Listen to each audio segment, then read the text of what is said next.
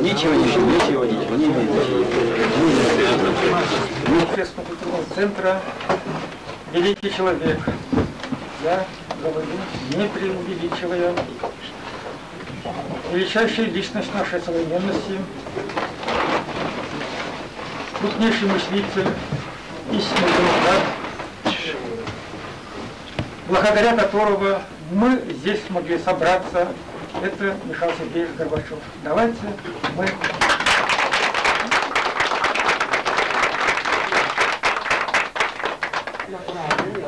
Я вижу.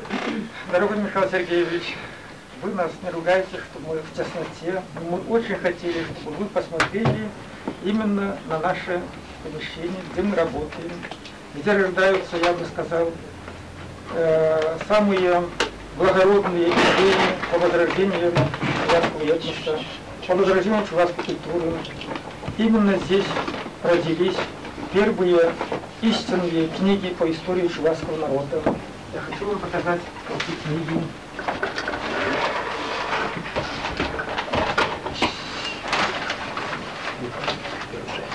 А мы обнаружили, что и в Москве у вас много почитателей. Мы пригласили вот перед тем, как ехать, группу ученых для вот всех, кто здесь сидят, но из МГУ за профессор Пименов. Он нам его рассказал, вообще говоря. Вот это впервые издана книга «Древние чувашские государства» на чувашском языке. Или, скажем, вот впервые изданная книга «Древние чувашские города». Знаменитые люди древних чуваш с 8 века до нашей эры, история чувашского народа. Знаменитые древние чувашские женщины. Впервые именно здесь родилась идея об издании древних чувашских эпосов, Упенвик, 13 век. Первое и единственное издание. Или, скажем, 7 принцесс-волшебниц, 16 век, тоже единственное издание. Или, скажем, древние чувашские баллады, как знаем мы шотландские баллады, а чувашские баллады не знаем. Или, скажем, такие идеи, скажем, как древние чувашские поэты, эта книга.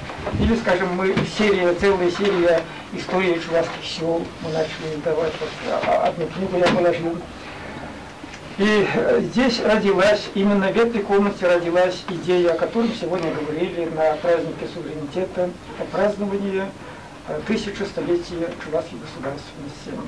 То есть это комната генератора идей, хоть она пускай небольшая, но мне кажется, она такая уютная. И здесь такой воздух и такая внутренняя добрая атмосфера, что каждый человек, который здесь побывает, уходит отсюда окрыленный, просветленный и добрейшей душой, окрыленный такими думами о народе, чтобы добрые дела творить и творить добрые дела.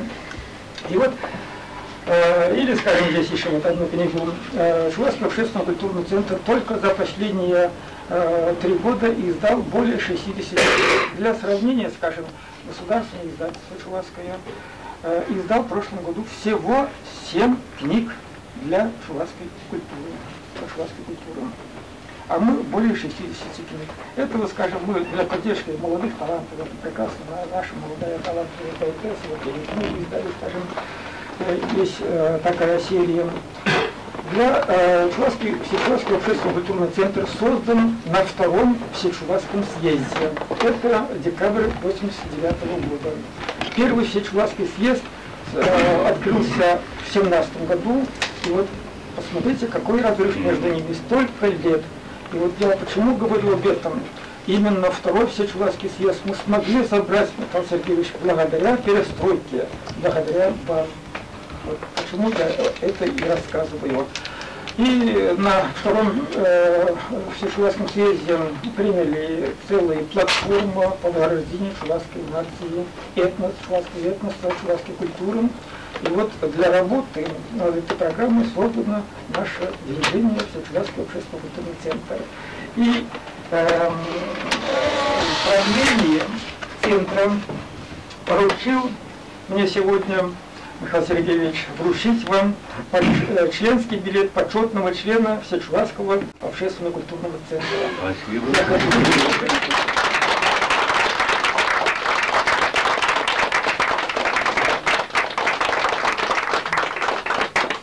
Пусть он не такой уж очень большой, красивый, но я думаю, это... Не в этом дело. Да, не в этом дело. Вот, Там в нем мало и золота, но содержание большое.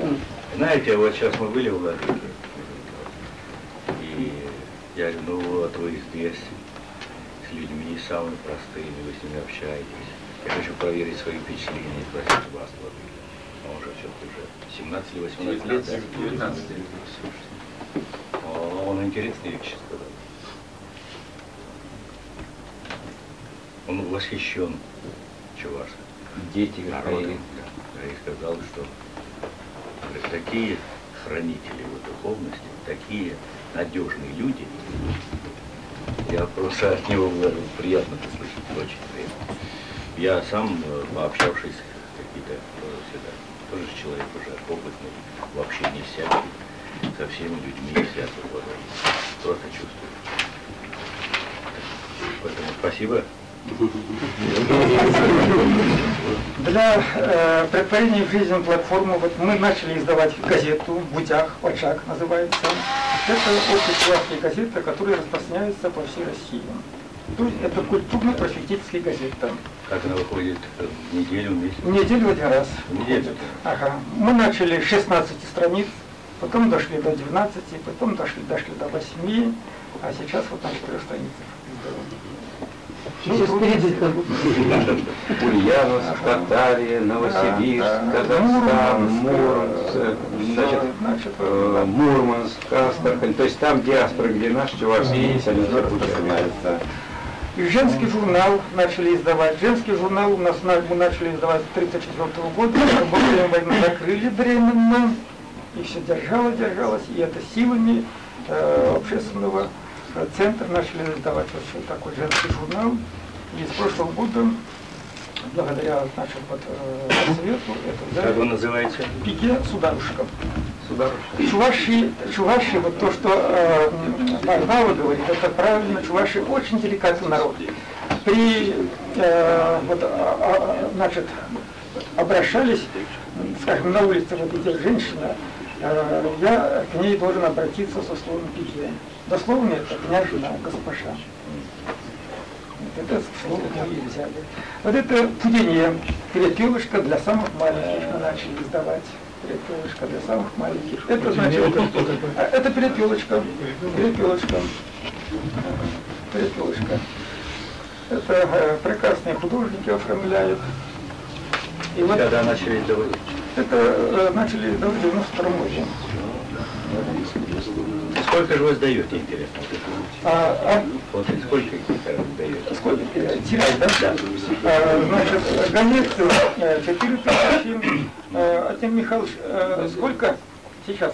Тогда издавался, 8 тысяч у нас издавался тираж. 7 тысяч. 8. 8 тысяч. Подписной причем составлял, значит, более 5 тысяч на то время, а сейчас, к сожалению, значит... Это время редактор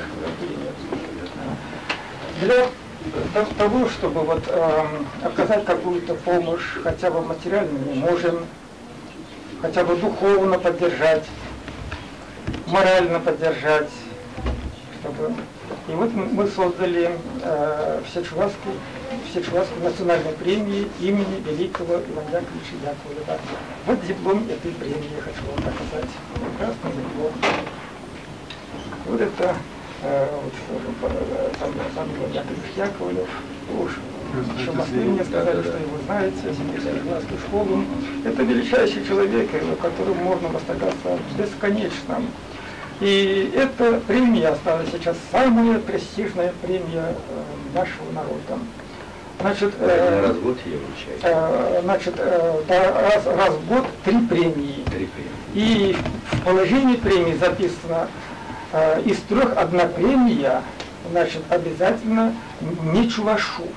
Человеку, который значит, для чувашского этноса сделал добрые дела, поэтому Вот мы дали, значит, якутскому поэту Семену Рушеву за перевод на якутский язык, удмуртскому писателю, татарскому поэту. В этом году, наверное, вот, предполагаем, русский писатель, видимо, получит. Это потом создали молодежную премию имени Альберта Канаша, молодежная национальная премия.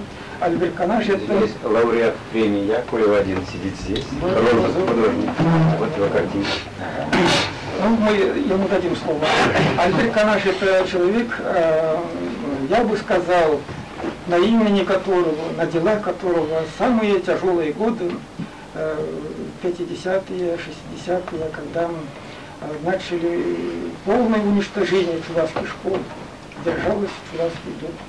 Ведь мы, чуваши, несмотря на то, что эти по численности народ, оказались первые, которые объявили, что до того мы молодцы, что мы переходим на обучение на русском языке с 4 класса или с 3 класса. Вот, а он лежал больной, 16 лет лежал на спине. И создали мы литературную премию имени Алексея Талвира. Это Алексей Талвир, крупнейший наш писатель, до сих пор еще неоцененный по достоинству. Это корреспондент газеты «Комсомольская правда» во время войны. Если кто помнит разгром немцев под Москвой, там генералу Белобородову корреспондент приехал, он говорит, ко мне корреспондент приехал. Это именно речь идет о Алексее Талвире. Значит, есть женская премия, здесь диплом, Дави не взяли, да? Женская премия имени великой чувашской поэтессы в эпоху прошлого, до создания Яковлевой письменности, на которую, может быть, чувашский этнос тоже делами поэзии, которую сохранил чувашский этнос. Это эпоха, та эпоха, когда чуваши в знак протеста против насильственного крещения целыми селениями, регионами уходили в татары, принимая ислам. 100 тысяч чуваш ушло в Турцию. И вот тогда 100 тысяч чуваш ушло в Турцию. И меня, значит, достала женщина-поэт, молодая, восстала против этого движения. Ее именем называется «Женская премия». И для детей и премии Пивневские. Это мальчик с пальчик чувашский, герой чувашских сказок. Вот такими делами живем. Мы, значит, потом мы совсем только, кто-то умный человек предложил, Михаил Николаевич, кто только к нам не приезжает, почему у нас нет книги гостей? Вот создали книгу гостей, мы обязательно попросим Михаила Сергеевича, чтобы вы здесь написали, значит, ваши пожелания нашему шоу, и, значит, и наши гости, я думаю, напишут. Ну, мой рассказ, да, мы хотим еще вам подарить, я думаю, это подвиг мы совершили в этом году, издали впервые календарь, чувашский календарь, а чувашские календари издавались у нас традиционно с 1837 года. Погоду узнавали. Ага. И вот чувашский календарь с портретами 50 великих людей древности. Цари, полководцы, поэты, пророки. Вот такой календарь издали. Мы хотим вам подарить этот календарь. И вот все, что я хотел сказать. Можно много о нашей, но здесь собрались писатели, художники, композиторы, наши гости. Они хотят слово сказать, просят. Спасибо вам. Если можно, мы начнем, наверное, как добрые хозяева от наших гостей, северных гостей, древних, наших друзей, от марийцев. Марийское национальное движение, значит, марийское народно-демократическое движение, это Мария Ушен, председатель правления Иванова Людмила Васильевна. Специально приехала кандидат с вами. Уважаемый, не столько уважаемый, сколько, наверное, нам всем дорогой Михаил Сергеевич, от имени нашего движения, от марийского народа, разрешите поприветствовать и передать наш искренний, горячий салам.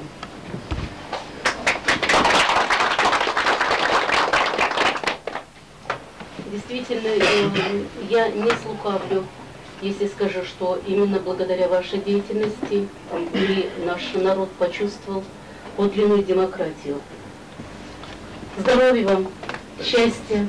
У марийского народа есть очень хороший обычай, его самый любимый цвет белый. Мы желаем вам белой, чистой дороги, чтобы на вашем пути были только цветы с прекрасных лугов и полей. Столько колючек и роз. Мы пожелаем больше цветов, чтобы было.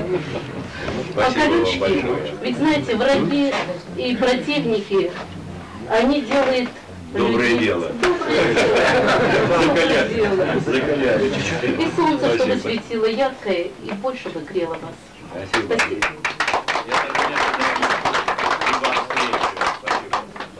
Так и не добрался до вашей видео. 4 ноября у нас юбилей республики. Очень хорошо было бы, если бы приехали. Сейчас от Союза чувашских писателей слово имеет, значит, Петр Степанович.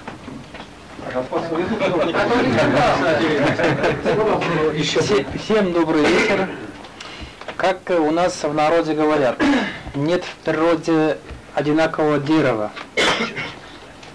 Также нет в природе на одном же дереве одинаковых листьев. Точно так же здесь мы сидим совершенно разные. Можно говорить с разных лесов, деревьев и так далее. Но независимо от этого, природа всегда объединяет. И здесь дух такой добрый, хороший нас всех объединяет, и все мы прекрасно понимаем друг друга, беседуем.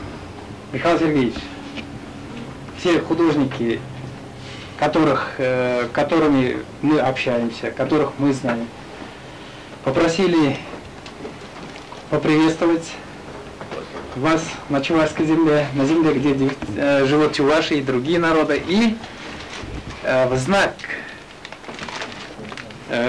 памяти фрагмент города Чебоксары от имени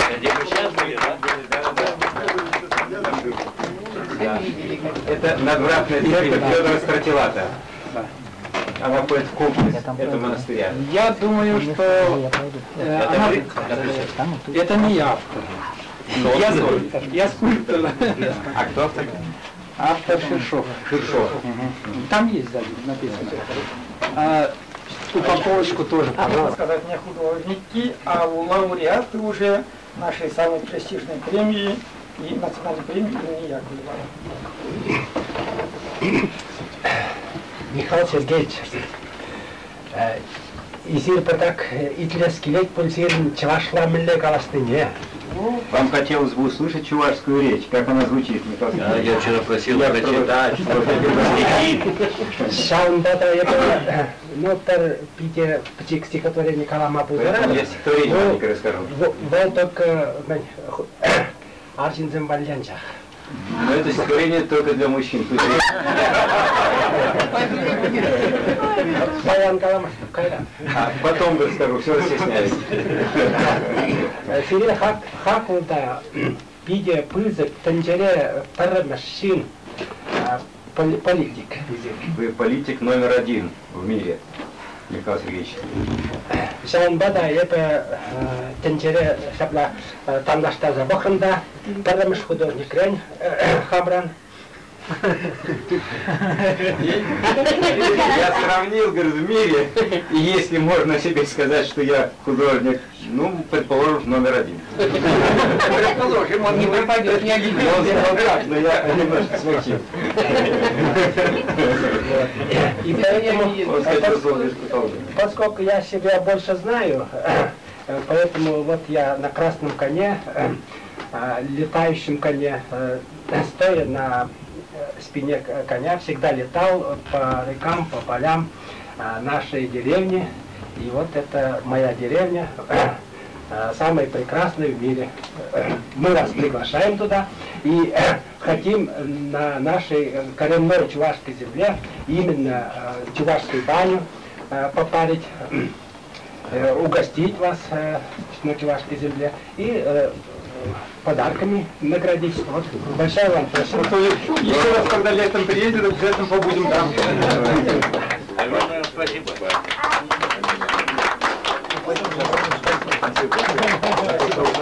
Должно быть за сувенир. Такой подарок прекрасный. Вот это я попал стараюсь печатать. Спасибо. Вы видите сейчас, видите? Мы это все пережили, Михаил Сергеевич. Мы одно знаем. И будем знать, что вы многого сделали для того, чтобы вот такие вопросы даже не были. Мы это знаем, потому что мы всегда тесные связи имели с вами. Конечно, лично никогда не виделись. Наша партия, наше движение. Всегда мы письмами вот, о своих работах всегда информировали. И до сих пор вот ваш фонд, который несет имя вашу, фонд Горбачева, надеемся, и как чувашский народ, также азербайджанский народ, надеется, что вы, как великий политик мира, все равно станете тот руль, которого вы достойны.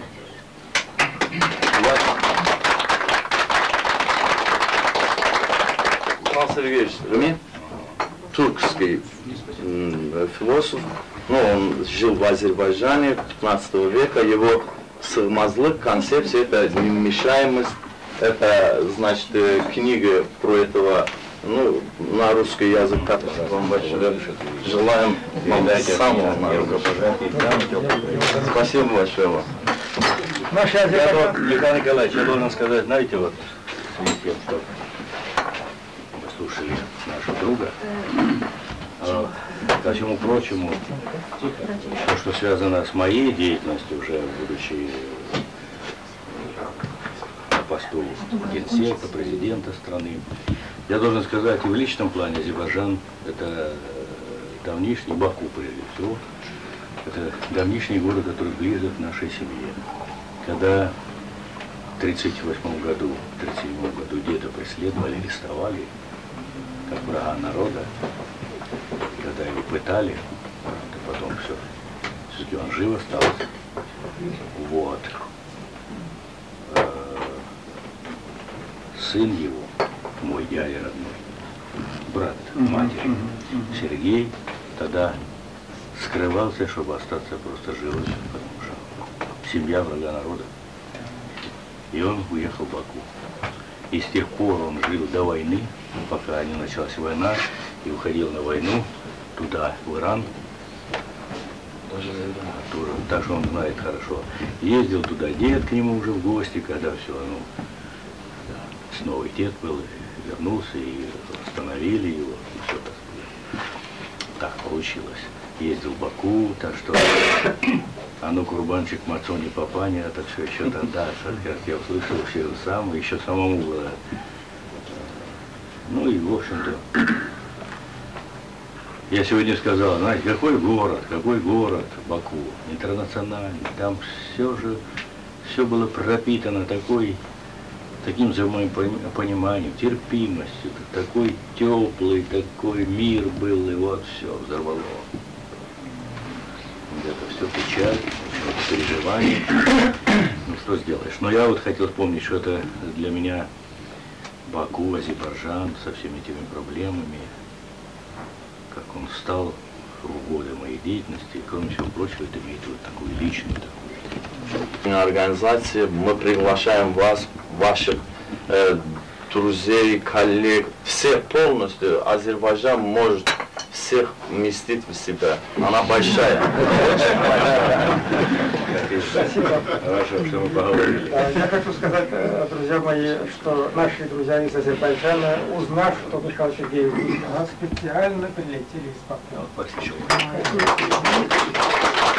Когда мы сели в президиум, значит, такая пришла пачка, одна газет с такими добрыми словами. И когда я прочитал, мне показалось, что это именно дух нашего Сечеварского общественного культурного центра вернулся, пришел туда с этими газетами. Это газета «Грани», которая выходит Новочебоксарске.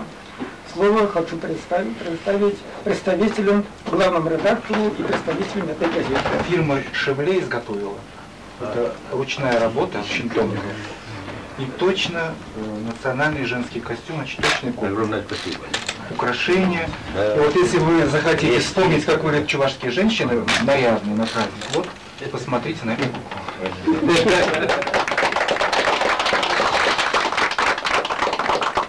И в восторге будет моя Настя, младшая дочь.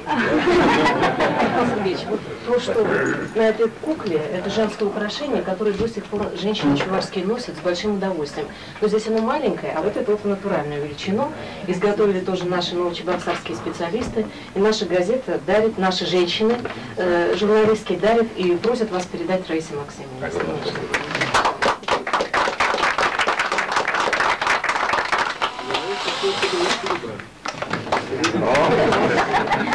Умеем, молодцы. Потом опять у нас его снимают, мы все набираем силы. И в итоге мы стараемся, конечно, работать, трудиться на благо наших людей, народа нашего. Вот. И, конечно, ваше прибытие сегодня вот здесь, вот непосредственно, честно говоря, шокировало нас. Почему? Потому что в глубинке нашей, чтобы первые руководители заглядывали, это большое удивление. В связи с этим радостно, конечно, весь народ. В связи с этим мы, конечно, вам очень рады вашему прибытию. И то, что, находясь у руля нашего государства, сделали, мы тоже очень рады этому, потому что общественный центр до этого времени у нас как таковой практически не было. И только вот эта перестройка дала нам возможность вздохнуть чем-то, как-то. А вы слышали, сегодня мне задали вопрос, как я отношусь? Вы слышали, да? Это где было? Среди рабочих? Среди рабочих. Это студенты. Вы студенты? Ну, это вопрос не студенческий. Не студенческий. Это среди студентов, но спрашивал на студентов. Если, Михаил Сергеевич, вы разрешите нам, конечно, преподнести наш небольшой такой, так сказать, наш самый верный. Михаил Сергеевич, вот эта книга для умных и скромных. У вас эти качества есть. Значит, мы поэтому хотели подарить вот эту Коран. Вот думаю, иначе кандидат в депутаты Госдумы сегодня Канаши был, приехал для того, чтобы с вами встретиться и хоть немножко поговорить. Я читал книгу о вас, откуда позиция большой. Я буду говорить тоже как Михаил Сергеевич, 45. Хитрый какой. Откуда Михаил Горбачев. И там описано как. То есть, когда были секретари там Черненко и Андрей Громыко описывают о том, что кто может быть первым секретарем. И они именно выдвигают Михаила Сергеевича. Черненко тот самый. Кто может повергнуть страну огромную, повернуть такому сильному человеку. И тогда что получается? Романов не может, Гришин не может, думают они о себе. Там описывается. Это считайте, мне книги я не могу дать. И так я подумал, действительно, такую страну повернуть вот таким образом, как Михаил Сергеевич это делал, чтобы демократия была. Вот, это была. Это было очень трудно. Михаил Сергеевич, вам очень трудно было это. Я понял по этой книге. Я внимательно слушаю. Да, и поэтому я это знаю, нелегко было. Знаем, что весь народ, это понимаете, от настоящего времени, что это труды Михаила Сергеевича остались только сейчас вот мы чувствуем себя как-то свободно. Знаем, что как, у кого какие данные, у кого какие знания, как он может, все, и тогда за нас все решали, за нас все решали, другие решали. То есть мы сейчас теперь сами определились. Но однако сейчас на данный момент я хочу сказать, что действительно, когда трудные моменты были у Ленина, то же самое, что делать? Такие сразу. Так ведь? Ну да, когда решен вопрос, кто виноват, начинается что делать. Что делать? Ну, теперь, я думаю, сегодня я скажу, что делать в данный момент, так ведь? Но можно было, конечно, что делать. Можно было говорить о том, что я хотел от вас что-то услышать, чтобы могли немножко чуть вот так направить. Вот, вот так. Понимаю, вам же предвыборная кампания. Да. Подсказку хочет, да? Подсказчик ищет. Конечно. Я думаю, там не скажем. Сидят там и Совет Федерации и так далее, еще все же не дураки, умные люди. Ну каким-то образом можно было объяснить, как-то что-то сделать, чтобы нормальный зарплату вовремя давали бы, так народ не возмущался бы. Вовремя давать зарплату. Подсказчиков не будет нужды. Ну я думаю, желающих уступить минуты. Конечно, сдвинули эту массу земного шара, вот эту землю, это огромный двиг для нас, для того, чтобы мы как в любой другой стране, остальной стране, лучше жили, чем здесь. Это мы понимаем, все с высшим образованием. Поэтому, спасибо. Значит, дело это было сделано, а повернуть обратно уже невозможно. Слово подсказывает. Вам удачи, успеха. Спасибо. Слово газете «Чебоксарские новости». Пожалуйста. Михаил Сергеевич, собственно, не газета «Чебоксарские новости», а лично мне. Дело все в том, что я, в отличие от других, хочу вам сказать, не от союза, не от организации, а лично от себя, от моих друзей. Я никогда не думала, что мне в жизни так сказочно повезет. Только благодаря Михаилу Николаевичу. Дело в том, что в свое время, вот в 1985 году, когда вы пришли к власти, все вами восхищались, все вас страшно любили. Потом, значит, время прошло, как-то у кого-то чувства изменились. Вот. Так получилось. Я, в общем-то, да, года прошли, страсти улеглись. Я немножко волнуюсь, да. Я что хочу сказать. Дело все в том, что никогда мы часто не говорим людям те слова, которые должны были сказать. Потому что часто бывает неудобно, понимаете, как-то стыдно, может быть, неловко, другие не так поймут. Но просто я не могла не сказать, потому что это единственный, может быть, случай в моей жизни. Вот. А за эти 10 лет, в общем-то, я никогда не пришла каким-то восторженным дамам, я никогда не была совершенно обычная земная женщина. Ну, и моих друзей всегда забавляло, что не соответствовало моему образу, что, например, я взяла и лет 5 назад повесила в своей спальне ваш портрет.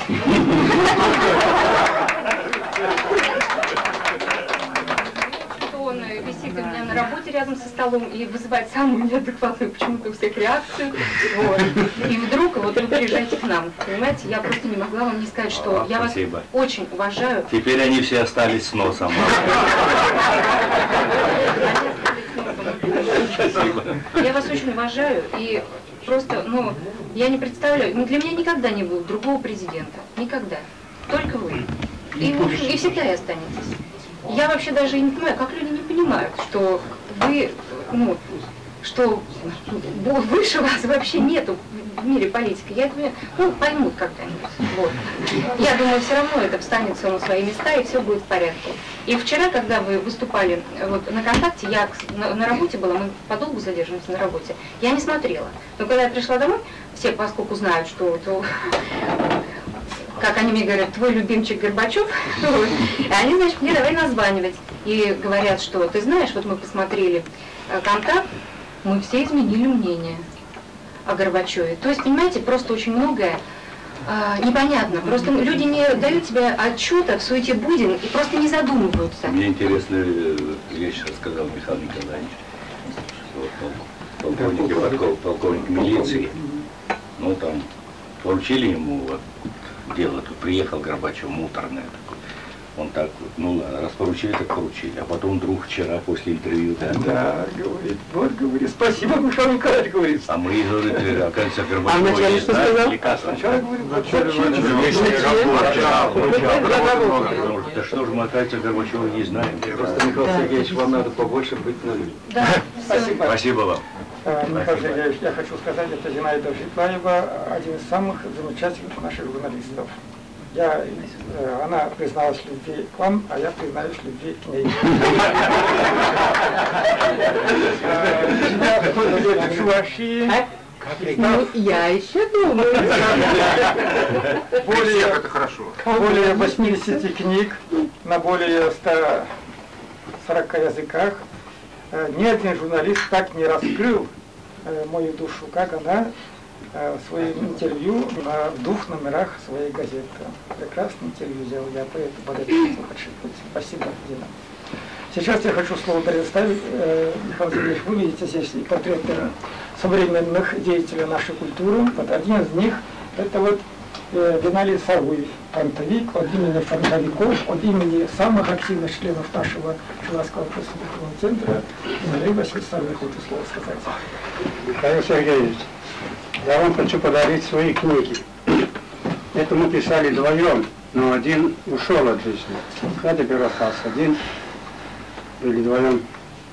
Первая книга называется «Чувашское золото». Но здесь я так написал. Михаилу Сергеевичу Горбачеву. С добрым пожеланием всего и с уважением. Чувашский писатель Геннадий Савельев Саруй. Чувашское золото дороже, чем алганское золото. Чувашское золото выращивают своими руками чувашские крестьяне. В этой книге рассказывается о ратном труде. В Мариинско-Посадском районе Чувашской Республики также зеленеют богатые дубравы. Так определил и оценил их в свое время Петр I, как первосортный материал для кораблестроения.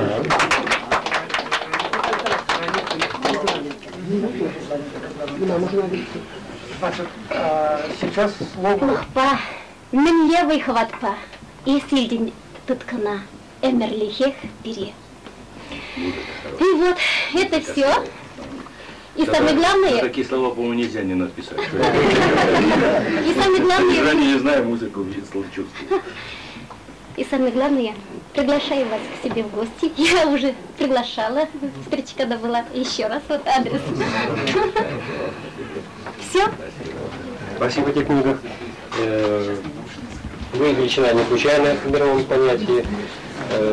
Существование вас было заложено в Библии еще 2000 лет назад, и на спонтанности 500 лет назад, и в современных авторов. Любой следующий раз, когда я вернусь. Нет, я могу сказать, что немножко открыть секрет, что политически активной деятельности 97 год вы отменят, правда, президентское правление, вы будете выступать в качестве союзника, то есть в политической жизни вы вернетесь. Если есть какие-то интересы, я могу рассказать более подробно. Пожалуйста, полминуты. Главный предприниматель Чувашской Республики. И значит, и я... Ну, начало, я думаю, еще не ясно, как оно, но лед тронул. Я отношусь не только, значит, к чувашскому, а к сельскому предпринимательству. И тем более вы дали дорогу предпринимательству не только нашей республики, скажем, и России, всего бывшего Союза. Мне кажется, это и будет приносить, я уж имею плоды, и уже идет. Мне кажется, мы благодарны, не только я от своего имени, и чисто это вот женщин Чувашской Республики, вот деревенских женщин. Здесь скатерть и салфетки Раисы Максимовны.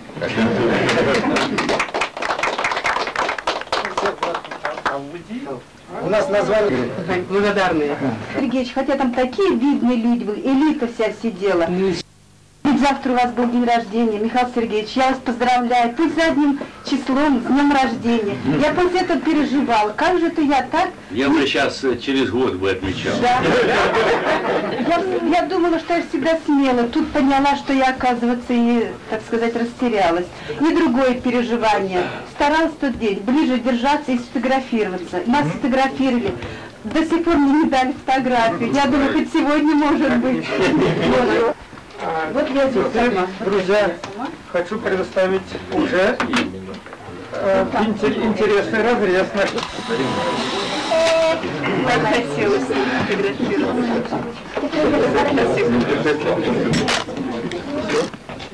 В каждом дворе были улья. Со временем ульи исчезали, сейчас в деревнях 2-3 человека. Такое большое село, у нас, например, 400 домов. Ну, буквально 3-4 семьи, ну, семьи держит. Вот у нас осталось у нас сохраненный. Дед еще был пчеловодом. Отец сейчас. Вот после 85-го года. Теперь семейное предприятие. Сейчас дойду до этого. После 85-го года мы создали семейный кооператив. После, как говорится, вашей, да, семейный кооператив. Сюда включили мы 3 пенсионеров, бабушка и 2 братьев. Вот с этого мы начали свою предпринимательскую деятельность. Мы сейчас вот с этим своей продукцией, в этом году мы увеличили на 250% уже по сравнению с прошлым годом. Ну, хотим поставить на полупромышленный лад. Вот, пожалуйста, вам мед. Чувашский мед. Чувашский мед. Понюхайте. Это мед середина лета, качки. Разнотравье 30. Так, отец посчитал, где-то 35-36, даже больше цветов. Надо спрятать от медведя. Когда, значит, устанете, попробуйте чувашский мед, у вас прибавится сила. Если мед не поможет, смешаем его с водкой. Если это не поможет, тогда переключимся на пиво с водкой. Пиво нам понравилось. Мы вчера сели, пришли, а ну давайте попробуем. Хоть уже нельзя было, но решили. Что значит нельзя, если надо? Уже наш очень пунктуальный Александр Семенович уже говорит регламент, уже третий говорит. Ну, а наш в конце сладкий момент был. Как был, еще мы только начали. Хитрые какие, да поставили, а есть не дают. Самый прекрасный момент. Выступает Виталий Адиков, композитор, мастер чувашского народных инструментов. Я здесь хочу сказать, Михаил Сергеевич, я хочу сказать, значит, было у чуваш в древности более 80 народных инструментов. Под музыку надо пить чай, есть мед. Да, совершенно верно. Поднимать слушайте, пейте чай, кушайте.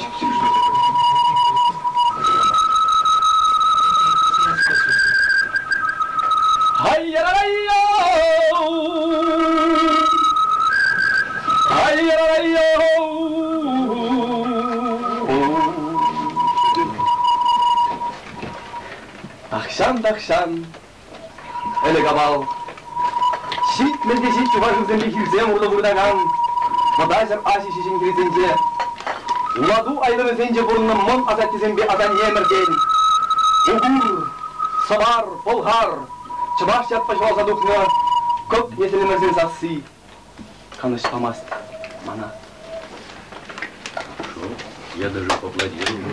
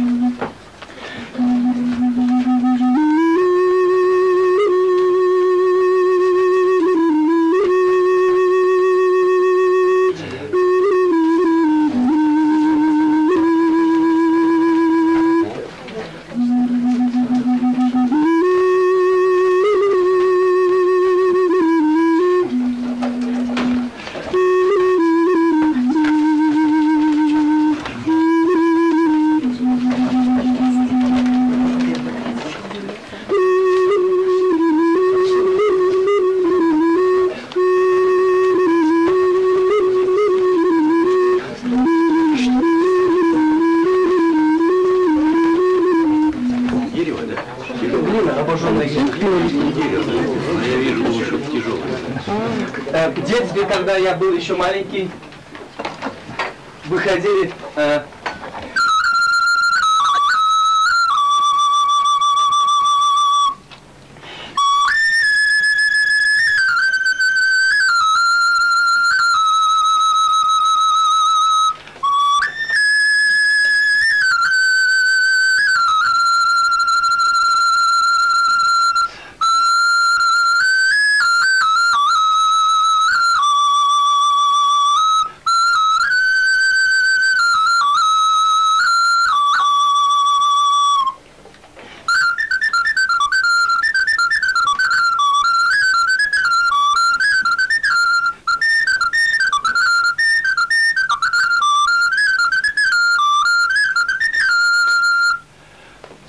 чуть-чуть я подрос, мне мама говорит: Витя, ну что ты, говорит, по улице просто так болтаешься, иди как работай.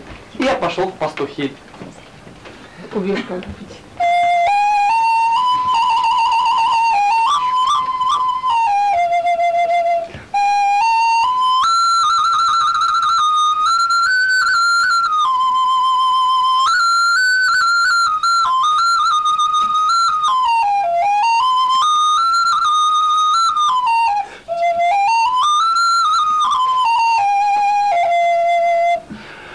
Это вот круглый из 6 делается? Это авторитетный. В руках умелого чуваша и глина, и камыш. Все пело, играло. Вот один из таких старинных инструментов. Это тоже шахлидя.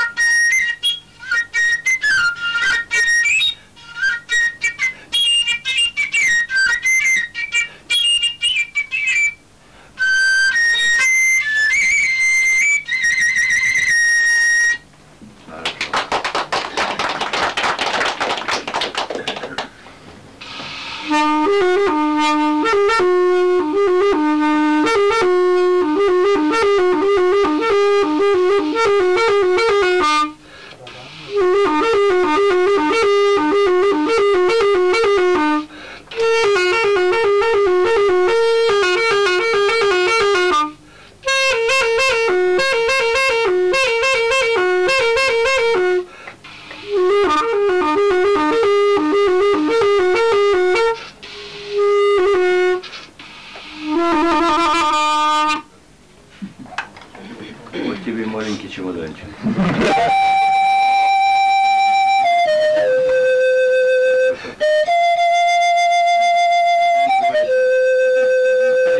Баллай.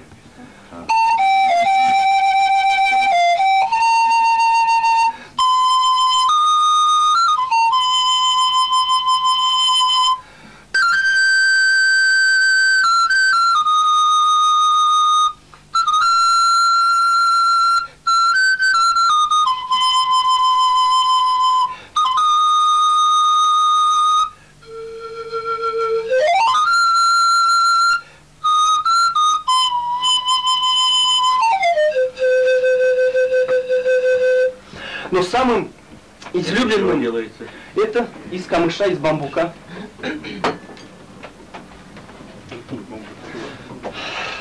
Но самым излюбленным у чувашей был с давних времен шобар. Это вроде волынки? Это разновидность волынки. Этот инструмент распространен у всех народов, но он у чувашей знаменит тем, что он двуголосный. Вот. Когда и давали имя младенцу под звуки этого шобара. На веселушках, пирушках тоже веселил этот шобар. Когда в душу человека или в дом заселялся злой дух, тоже выгоняли с этим шобаром. И последний путь провожали под звуки вот этого шобара.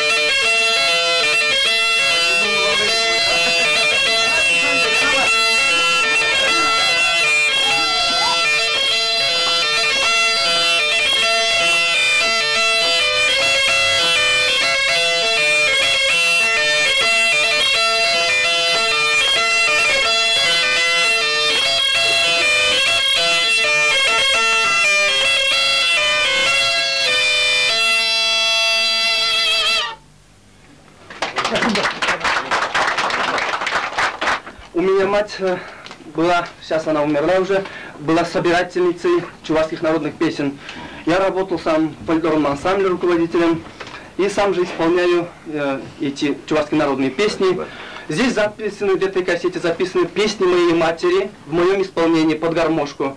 Примите вот это, здесь вот тоже, примите вот это. Огромное спасибо и матери. Подарок. Память. Спасибо. Удачи вам. Дорогие друзья, наши В общем-то, выходит за рамки того, что вдруг можно было предполагать. Мы встретились с Михаилом Николаевичем, если предложено к тому, чтобы с фондом, со мной вступить в контакт такой духовный, с расположением, с поддержкой и сеять доброе вместе продолжать.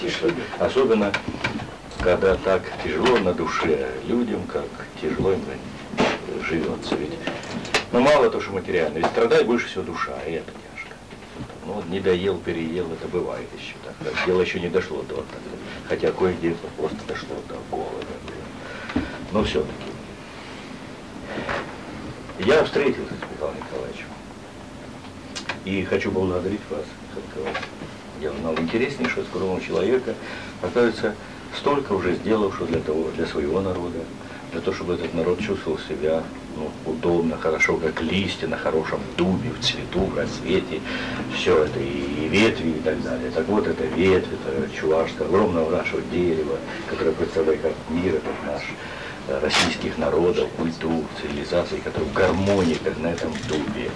И чувствует себя хорошо, и чувствует, что не радует, и это само естественно, как бы, и прочно, и естественно.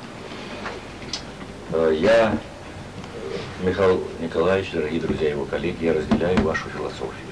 Очень глубокую, народную, душевную, духовную, рассчитанное сближение, на то, чтобы на сохранение во всех культурах, в людях всех доброго и то, что нас объединяет. Вот это, в общем, человеческое и уважительное отношение друг к другу.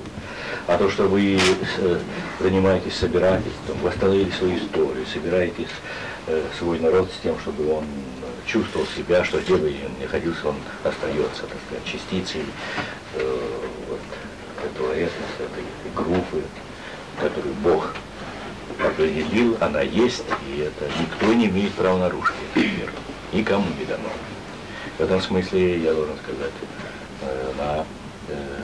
в ООН прозвучали слова интересные. Знаете, со стороны кого? Моего старого знакомого Папы Римского. Сказал, никто не может, никакой народ, нацию лишить ее права на независимость, на право жить своей жизнью. То и все надо исходить из того, что никто не может этот мир созданный и возникший, как, когда, мы еще не знаем, что тут, но его с ним надо жить, его надо уважать, его надо признать и находить механизмы, пути сотрудничества. И не на крови, не на тем, кто кого положит на лопатки, а на вот. Поэтому я очень высоко оцениваю то, что вы делаете, то, что объединяется в этом культурном чувашском центре силы добрых людей, думающих сердцем, душой, заглядывающих далеко вперед, собирающих не только себя, но и делающих много для гармонии в этой жизни. Михаил Николаевич, я вас благодарю за все это. И поэтому то, что началось вроде между нами, так между разговором, вылилось и сегодняшний вечер, это особенно, и поездка вся эта. Вот превосходит все то, что я думал, что ну поездка, я же езжу, ну еще одна поездка. Нет, это больше, чем поездка. Это какой-то контакт, какое-то прикосновение, которое и мне дает силы и разбуждает новые силы. Оказывается, у нас всех много заложено, а только надо это. И это, скорее всего, добром. Ни мечом, ни палкой, ни унижением, ничего не знает. Нет, человек тогда, когда больше всего можем достигнуть доброты. Именно. Спасибо, вы вот такой человек. Спасибо, то, что вы объединили в рамках вот этого движения столько интересных людей, что вы так заботливо относитесь к тому предмету, назову таким. Я не литератор, слова у меня очень казенные, между партийным, государственным языком и попыткой говорить просто. Вот. вот что-то, вот, что так вы интересно, так глубоко думаете, мыслите и действуете. Хорошо, что мысль высоко, но она и конкретна. В делах, в таких проявлениях, в шагах простых. Это же то, что людям сразу доходит.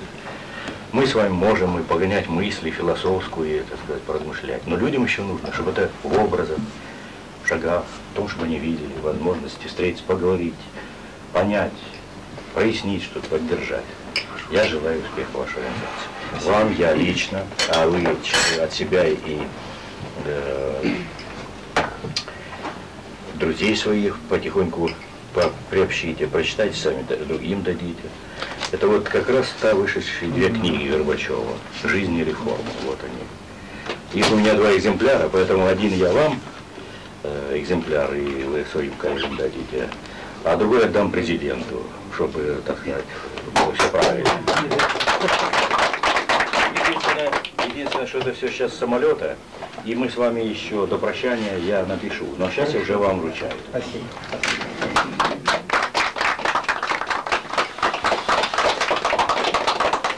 Спасибо, друзья, приехавшие с юга близкого, теплого, хорошего, Азербайджана. А где? Спасибо вам. Ну, теперь вы все попереименовались, я по старой Марийской, все было СССР, все ясно было. А теперь Эль, да? Мария, а вообще красиво звучит. А у нас Чувашьень. Спасибо, что вы здесь приехали. В общем, всем вам большое спасибо за внимание, за сувениры. Михаил Николаевич, одна просьба. Мы все у вас оставим, и даже мед. И даже мед. Надеемся, что ее не убавится. Медведи не оставим. Я даю слово, что не знаете почему? Чтобы нам упаковали самолеты завтра, потому что мы люди беспомощные очень. 2 слова.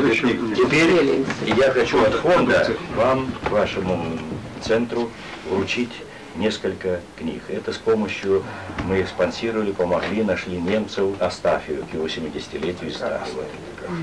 Это вот книга, где фонд поработал, вы увидите, это политический детектив. Если хотите, издайте у себя. Без всякого издайте, и пусть идет. Союз можно было сохранить. Тут такие дебаты, тут все страсти. А все остальное, что говорят, вранье. А это все зафиксировано. Вот оно. И эту книгу никак не пробьешь, ее не проходит. Вот годы трудных решений, 2 редакции предупредили, и они отказались издавать. А это здесь как бы выжимки по главным пунктам перестроечным. Тогда 3-й решились и набрали, им позвонили, и они разобрали набор. И тогда в Рязани, она вот в таком виде, была издана, 10 000 экземпляров, выходит она. А во Франции, в Германии, по всему миру она ходит как «Авант-мемуар» называется эта книга. Вы увидите здесь. Здесь одно есть предисловие, которое может, вообще она название такого, что «Годы трудных решений», а начинаю я со вступительной статьи. Я не знаю счастливых реформаторов. Это вы почитаете в связи с нашей десятилетием начала перестройки. У нас прошел цикл дискуссий крупных по всем темам: экономическим, юридическим, социальным, политическим, психологическим, по интеллигенции, международным и так далее. Вот одна из интереснейших дискуссий вместе с журналом «Вопросы экономики», академиком Балкиным, с которым мы водим все время, наш общий друг, провели интереснейшую дискуссию об экономических реформах в России. Издали ее. Это в Финляндии, да? Нет, в Праге. В Праге издали, помогли нам издать. Оказалось дешевле в Праге издать, чем у нас в России. Да. Вот у нас очень остро.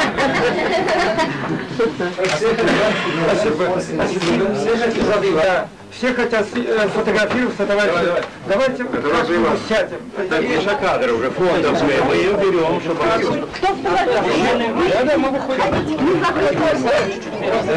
выходим.